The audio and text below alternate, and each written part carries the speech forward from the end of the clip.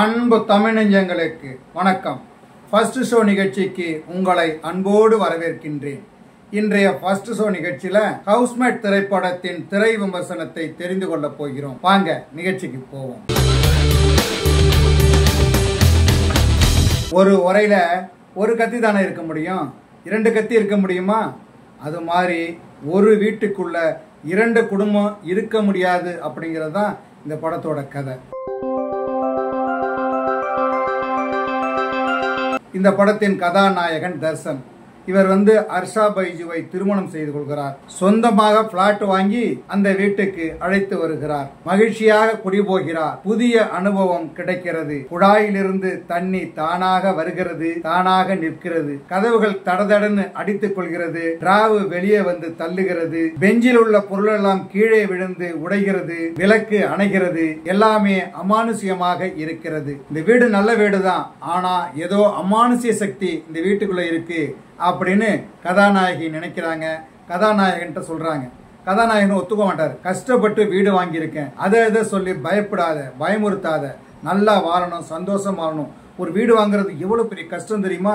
அதை நான் அனுபவிச்சிருக்கேன். நீ பயந்து என்னையும் பயமுறுத்தாத, உன்னையும் பயமுறுத்திக்காத அப்படின்னு சொல்றாரு. ஒரு நாள் அவருக்கும் அந்த சம்பவத்தை பார்க்கின்ற வாய்ப்பு அமைகிறது. பிறகு சாமியாரை அழைத்து வந்து பூஜை செய்கிறார். அவரு இந்த வீட்டுல பாசிட்டிவான வைப்ரேஷன் தான் இருக்குது, நெகட்டிவான வைப்ரேஷன் எதுவுமே இல்லை அப்படின்னு சொல்றாரு.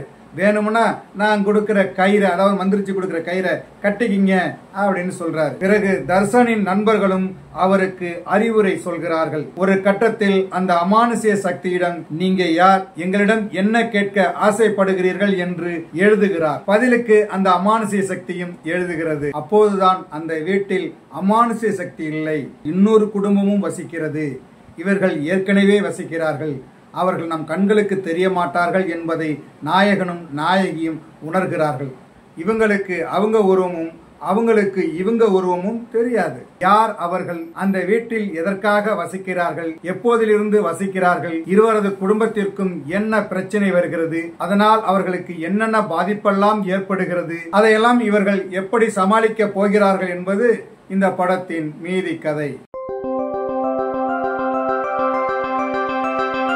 கனா படத்தில் கதாநாயகனாக அறிமுகமான தர்சன் இந்த படத்தில் கார்த்திக் என்கிற கதாபாத்திரத்தில் நடித்திருக்கிறார். மகிழ்ச்சியோடு வீட்டுக்கு குடி போகிறார். மனைவி பயந்து வீட்டை காலி செய்ய வேண்டும் என்கிற போது பயப்படுகிறார். பிரச்சனைகள் வரும்போது அதை கண்டு பயப்படுவதற்கு பதிலாக எதிர்த்து நிற்க வேண்டும் என்கிற குணம். ஏனென்றால் வீடு அவருக்கு மதிப்பு மிக்கது. அவரும் பயந்து பரபரப்பை முகத்தில் காட்டுகிறார். ஒரு கட்டத்துல மனைவி போயிடுவாங்க, வீட்டுல யாருமே இருக்க மாட்டாங்க. அவருக்குன்னு யாருமே இல்லைன்னு வேதனைப்படுவாரு. சரி, மனைவி இல்லாத வீடு நமக்கு எதுக்கு அப்படிங்கிற மாதிரி வெளியே போவாரு. அந்த வீட்டை பார்த்துக்கிட்டே போவாரு. பாருங்க, அந்த ஏரியாக்கள்ல மனதை கலங்கடிக்கும் நடிப்பை கொடுத்திருக்கிறார். கதாநாயகியாக ஹர்ஷா பைஜு அமானுஷ்ய சக்தியின் செயல்களை கண்டு பயப்படுவது, உனக்கு நான் முக்கியமா, இந்த வீடு முக்கியமா என்று கணவனிடம் கண் கலங்குவது, சிறுவனுடன் பேசிய பிறகு சென்டிமெண்டான நடிப்பில் மனதை கவர்கிறார். எந்த பாத்திரம் கிடைத்தாலும் அந்த பாத்திரமாகவே மாறக்கூடியவர் காளி வெங்கட். இந்த படத்திலும் அவரது பாத்திரத்திற்கு பொருத்தமாக இருந்து நடித்திருக்கிறார். ஒரு தந்தையாக அவரது நடிப்பு மனதில் நிற்கிறது. சென்டிமெண்டான காட்சிகளில் உயர்ந்து நிற்கிறார். ஒரு காட்சியில கனெக்ஷன் கொடுப்பாரு, கரண்ட் கனெக்ஷன் கொடுப்பாரு. அப்ப அவர் மாட்டிக்கிட்டு அவசரப்படுவார். பாருங்க, அந்த காட்சியில தியேட்டரையே சிரிக்க வைக்கிறார். அவரது மனைவியாக வினோதினி கத்தி கலவரம் செய்கிற பாத்திரம் அதை நன்றாகவே செய்திருக்கிறார். அவரது மகனாக நடித்திருக்கும் சிறுவன் பயப்படும் போது பயமுறுத்தியும் அன்பு காட்டும் போது நெகிழ வைக்கும் நடிப்பையும் கொடுத்திருக்கிறார். வீடு வாங்க மாட்டிக்கிட்டு ஓடுகின்ற காட்சியில் நகைச்சுவை நடிகரின் நடிப்பு பிரமாதம். தர்சனின் நண்பனாக தீனா, கதையின் போக்கை மாற்ற வரும் அப்துல்லி என பலர் நடித்திருக்கிறார்கள். எல்லோருமே அவர்களுடைய பாத்திரத்திற்கு தகுந்த நடிப்பை வெளிப்படுத்தி கவனிக்க வைத்திருக்கிறார்கள். இந்த படம் ஒரு ஆர்ஆர் படம். எங்கெங்கயோ போயிட்டு வருது. அதுக்கு தகுந்த ஒளிப்பதிவை கொடுத்திருக்கிறார் MS கதிர். நிஷார் ஷெரீப் படத்தொகுப்பு செய்திருக்கிறார். கதையோடு பயணிக்கிற படத்தொகுப்பை தந்திருக்கிறார். இந்த படத்திற்கு ராஜேஷ் முருகன் இசையமைத்திருக்கிறார்.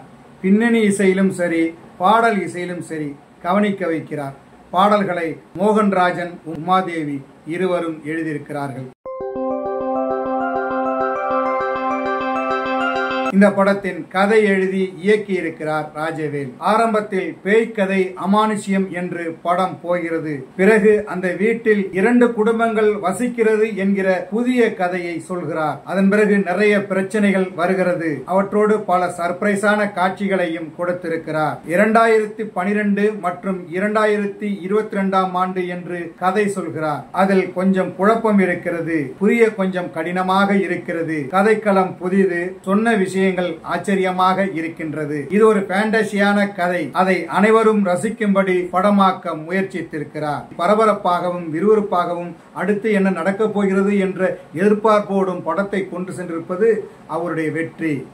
என்ன நேயர்களே, ஹவுஸ்மேட்ஸ் திரைப்படத்தின் திரை விமர்சனத்தை தெரிந்து கொண்டீர்களா? சரி, தமிழ் வலைக்காட்சியை தொடர்ந்து பாருங்கள்.